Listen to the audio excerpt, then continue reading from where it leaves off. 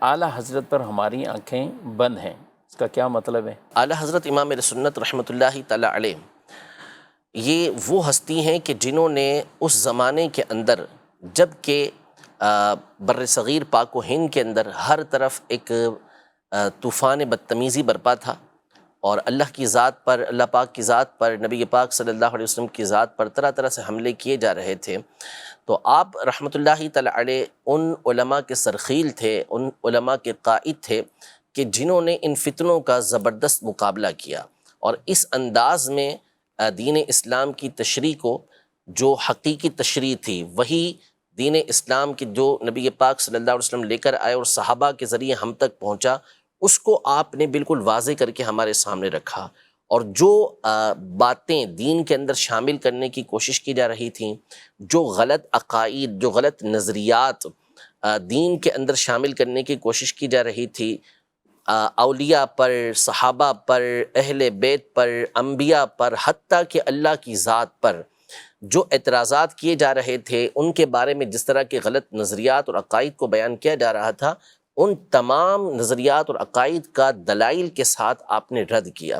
تو بالکل واضح طور پر اسلام کی صحیح تصویر کو امام اہل سنت الشاہ امام احمد رضا خان رحمۃ اللہ تعالی علیہ نے ہمارے سامنے پیش کیا۔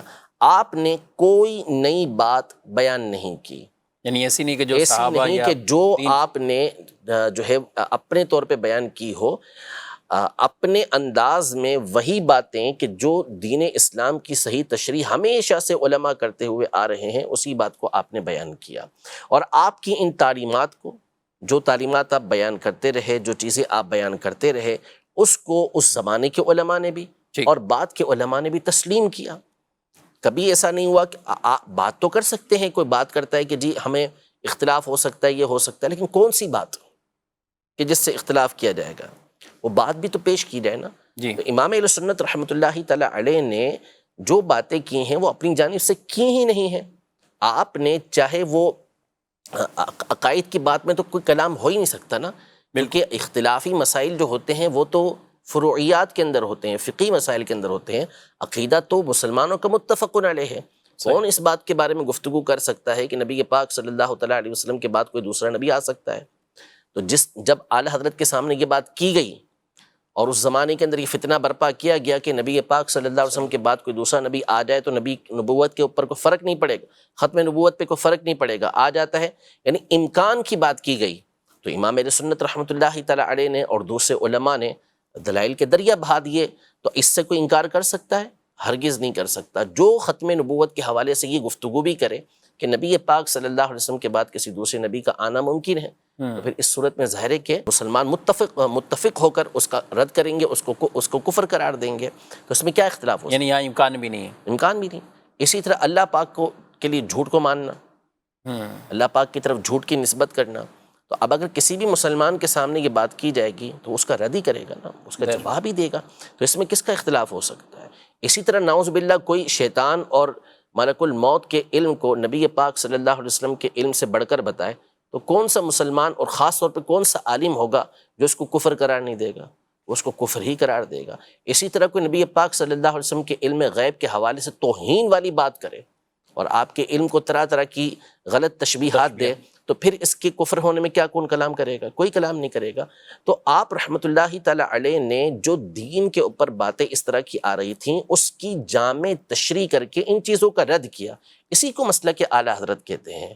عقائد و نظریات جو صحابہ کرام علیہم رضوان کے زمانے سے چلتے ہوئے آ رہے تھے، اس کے اوپر جو حملے کیے جا رہے تھے، اس کا دفاع امام اہل سنت رحمۃ اللہ تعالی علیہ نے فرمایا، اور اس انداز میں فرمایا، وہ دلائل آپ نے پیش کیے کہ اس کے بعد کوئی کلام ہی نہیں ہو سکتا تھا۔ یعنی یہ باتیں جو ابھی میں نے آپ کے سامنے بیان کی، یہ جس نے بھی کہا اس طرح کی باتوں کو، وہ کیا کھل کے اس طرح کی باتیں اب مسلمانوں کے درمیان کر سکتا ہے؟ ہرگز نہیں کر سکتا۔ کیوں؟ اس لیے نہیں کر سکتا کہ علماء نے، بالخصوص امام اہل سنت رحمۃ اللہ تعالی علیہ نے، اس کا اس انداز میں رد کر دیا کہ اب چھاپنے کی بجائے چھپانا ضروری ہو گیا۔ ٹھیک ہے، ورنہ اگر یہ رد نہ کیا جاتا تو چھپانے کی بجائے چھاپا جاتا۔ تو اب آنکھیں بند کیوں نہیں کی جائیں گی کہ جس نے ہمارے ایمان کی، عقیدے کی اس انداز میں حفاظت فرمائی۔ تو امام اہل سنت رحمۃ اللہ تعالیٰ علیہ کی جو ذات ہے، اعلیٰ حضرت رحمۃ اللہ تعالیٰ علیہ، انہوں نے جس انداز میں دین اسلام کی تشریح، توضیح اور دلائل کے ساتھ جس انداز میں ان چیزوں کو بیان کیا ہے، پڑھنے والا جب بندہ آپ کی کتابوں کو پڑھے گا، آپ کے رسائل کو پڑھے گا، تو منصف ہوگا، انصاف پسند ہوگا، تو کبھی بھی آپ کی جلالت علمی سے انکار نہیں کرے گا، اور جب پڑھ لے گا تو کہے گا کہ ہاں واقعی ان کی ذات پر آنکھیں بند کر دینی سبحان چاہیے، اللہ۔ مان لینا چاہیے۔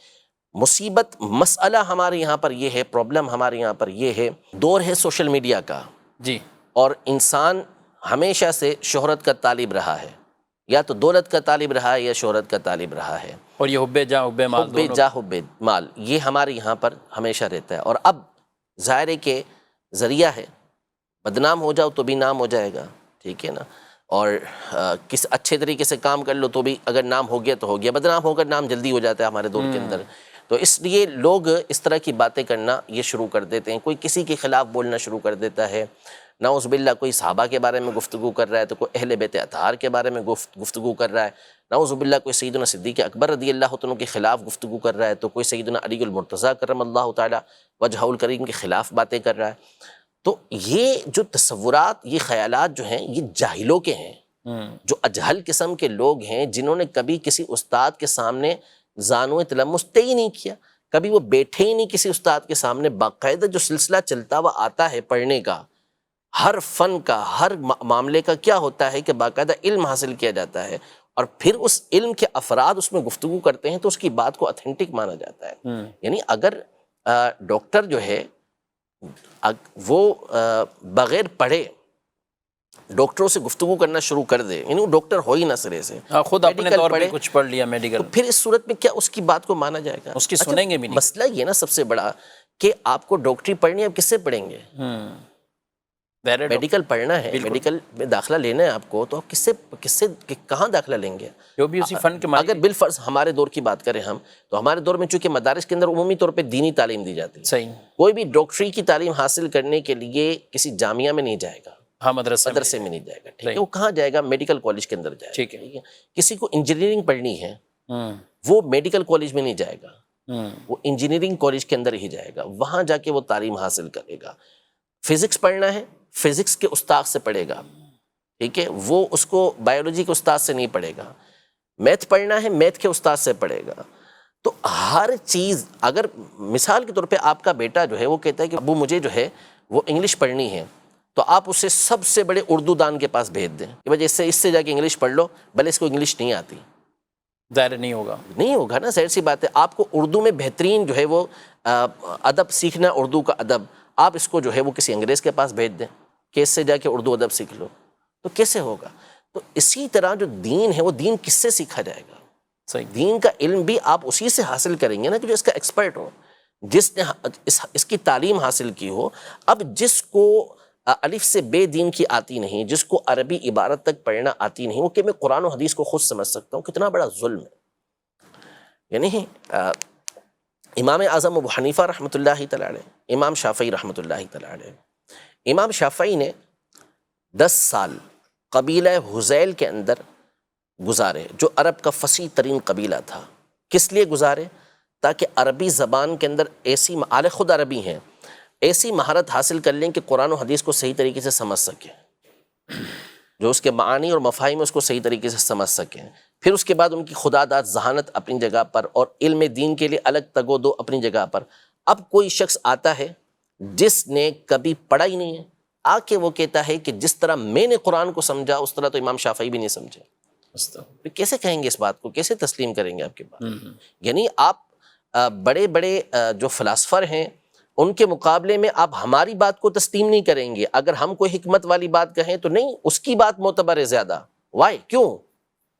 اس لیے کہ وہ اس کا فن ہے، آپ اس کی بات کو تسلیم کر رہے ہیں، ہماری بات کو تسلیم نہیں کریں گے۔ کیوں؟ اس لیے کہ آپ کا یہ کام نہیں ہے۔ میں میڈیکل کی کوئی بات آپ کو بتا دوں، میں ڈاکٹری کی کوئی بات آپ کو بتا دوں، انجینئرنگ کی کوئی بات آپ کو بتا دوں، جو میں نے اس کتاب سے پڑھ لی، اس کتاب سے پڑھ لی، تو میری بات تسلیم نہیں ہے، اس کی بات کیوں تسلیم ہے؟ اگر میں نے ابتدائی تعلیم حاصل کر لی، چلے اس کی میڈیکل کی، تو بھی میری بات ویسی معتبر نہیں جیسے کہ 50 سال پرانے ڈاکٹر کی بات معتبر ہے۔ بالکل کیوں؟ اس لیے کہ اس کا تجربہ ہو چکا، وہ مجھ سے زیادہ پڑھ چکا. لیکن جہاں دین کی بات آتی ہے تو ہماری آنکھیں پتہ نہیں بند ہونے کی بجائے اور زیادہ عجیب سی ہو جاتی ہیں. تو اس لیے جو اسلاف ہیں، بزرگان دین ہیں، یہ ایک پورا ٹاپک ہے. اگر میں اس پر گفتگو کرنا چاہوں کہ متقدمین اور متاخرین کے علم کے درمیان کیسا فرق ہے، تو اس پر علماء کی 50 نصوص موجود ہیں کہ متقدمین یعنی پرانے علماء کے جو علمی رسوخ ہوتا تھا، ان کی مضبوطی ہوتی تھی، وہ اس قدر زیادہ ہے کہ امام ذہبی رحمۃ اللہ تعالیٰ علیہ جیسی ہستی نے فرمایا کہ جب آپ نے ابو بکر الاسماعیلی رحمۃ اللہ تعالیٰ کی ایک کتاب کا مطالعہ کیا، مسند فاروق کا، تو آپ نے فرمایا میں نے جان لیا کہ متاخرین متقدمین کے حفظ کے برابر پہنچ ہی نہیں سکتے. ایسے کئی نصوص علماء کی موجود ہیں.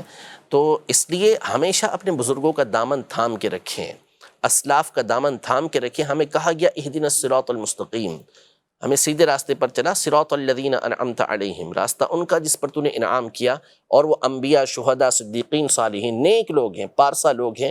ہمیشہ اس کے راستے کو اختیار کریں. فرمایا وَمَن يَتَّبِعْ غَيْرَ سَبِيلِ الْمُؤْمِنِينَ نُوَلِّهِ مَا تَوَلَّى وَنُصْلِهِ جَهَنَّمَ، کہ جو مسلمانوں کے راستے کے علاوہ کوئی اور راستہ اختیار کرے گا، ہم اس کو اسی طرف پھیر دیں گے اور اس کو جہنم کے اندر داخل کر دیں گے. تو مسلمانوں کا راستہ کون سا ہے؟